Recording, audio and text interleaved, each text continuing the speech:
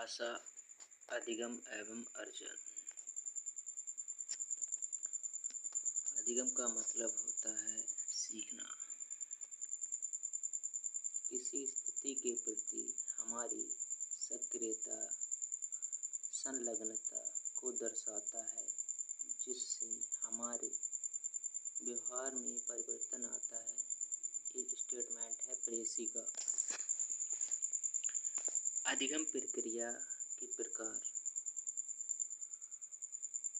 अधिगम प्रक्रिया के कितने प्रकार हैं? 3 प्रकार हैं। पहला है क्रियात्मक, यानी कि इसमें क्रिया वर्क करने से संबंधित सीखना रहता है। दूसरा वाचिक, मतलब बोलकर सीखना रहता है। तीसरा है विचारात्मक, इसमें चिंतन करके सीखना शामिल है। पियाजे के अनुसार भाषा या संज्ञानात्मक तंत्रों की भांति परिवेश के साथ अंतःक्रिया के द्वारा सीखता है। अच्छा, ठीक। वाइगोत्स्की। बच्चे की भाषा अधिगम समाज के साथ संपर्क का ही रूप है। ठीक है। फावला क्या कहते हैं? अनुबंध के माध्यम से प्रयोग के पश्चात अधिगम परिणाम है। ठीक है। शब्द भंडार, इसमें शब्दों का भंडार दिया गया कि बच्चा कितनी आयु से कितनी आयु में कितने शब्द सीखता है।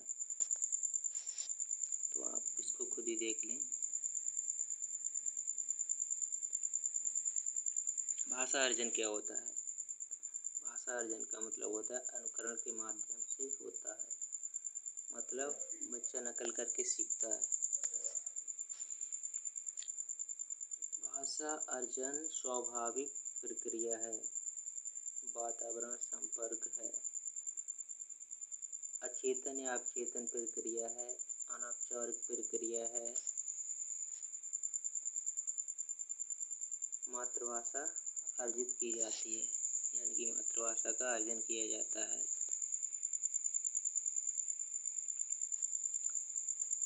अगला हमारा नेक्स्ट टॉपिक है भाषा शिक्षण के सिद्धांत। कौन कौन से सिद्धांत बताए गए हैं, आइए जानते हैं। भाषा का अर्थ। भाषा क्या है? एक साधन है जिसकी मदद से हम अपने विचारों को व्यक्त करते हैं। व्यक्त करने का मतलब होता है एक्सप्रेस, मतलब अपनी हम कोई बात है दूसरे को बताते हैं। संप्रेषण का माध्यम है। भाषा क्या है? एक संप्रेषण, मतलब अपनी बात को दूसरों तक भेजने का माध्यम है। और क्या है? ज्ञानार्जन का साधन है। कौन है? भाषा ही है। भाषा के सिद्धांत। पहला है अनुबंधन का सिद्धांत। अनु मतलब होता है साथ, और बंधन का मतलब होता है जोड़ना या बांधना। जब किसी वस्तु का नाम लेने के साथ ही उसे दिखाया भी जाए, जैसे किसी ने कलम बोला तो कहने के साथ ही उसको कलम देना या दिखाना।